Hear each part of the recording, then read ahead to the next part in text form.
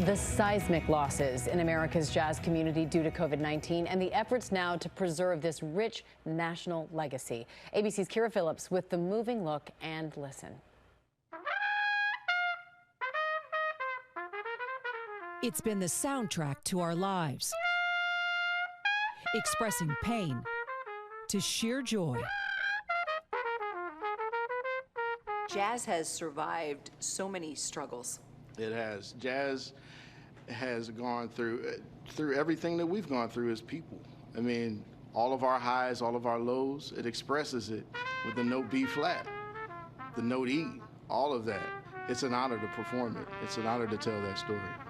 Ain't no power like the power of the people. The most recent stories, the death of George Floyd and calls for justice, and a pandemic that has devastated minority communities, taking with it music legends emblematic of that struggle.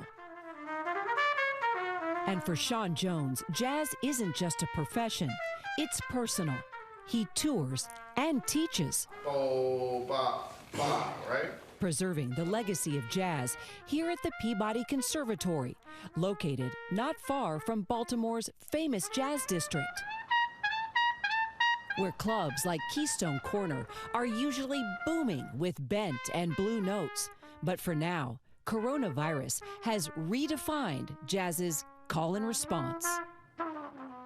We've lost now more than a dozen jazz greats to COVID-19. Yeah, we've lost a lot of heroes, and I heard a quote the other day that every time you lose a legend, you lose a library. Just speaking to those folks, just hearing the stories, what's gone down over the years, hearing their songs, we can never get that back. That's because Sean either knew or shared the stage with every legend lost to coronavirus. Take a look at that list of musicians there. And as you look at those names, tell me what goes through your head and your heart. Wow. I'm seeing stories. I'm seeing Bootsy Barnes in Philadelphia when I was a grad student, and I would go up trying to play Cherokee, and he would tell me how sad I was. I hear Ananje's voice on the phone when I recorded a song called Allison, telling me that I have integrity because I didn't play a solo until the very end. And I see Lee Konitz walking in the Dizzy's Club Coca-Cola just to hang out and eat a cheeseburger. And gosh, Ellis Marsalis. I see myself with a group of young musicians in San Francisco after we just left the stage, and him telling us stories. Rich stories that might have never happened. You see, there was another deadly virus that struck the jazz community more than 100 years ago. The 1918 influenza pandemic. It tore through New Orleans, and by some small miracle, there would be a 17-year-old musician who would survive it. His name was Louis Armstrong. What would have happened to jazz if Louis Armstrong died in that pandemic? Wow. What would happen if salt was never part of the equation of food? You wouldn't know food the way that you know it now without that element, without salt. Louis Armstrong is the salt of jazz. He's the foundation. So imagine something that important not existing. Would you have elements of the music?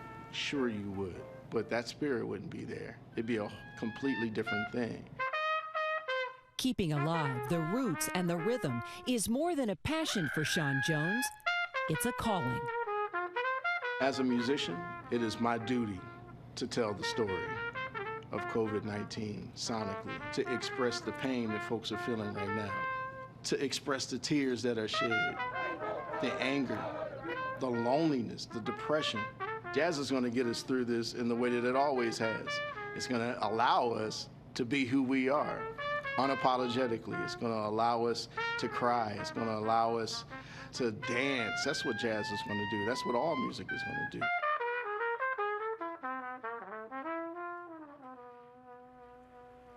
Sean Jones keeping that legacy alive, and our thanks to Kira for that report.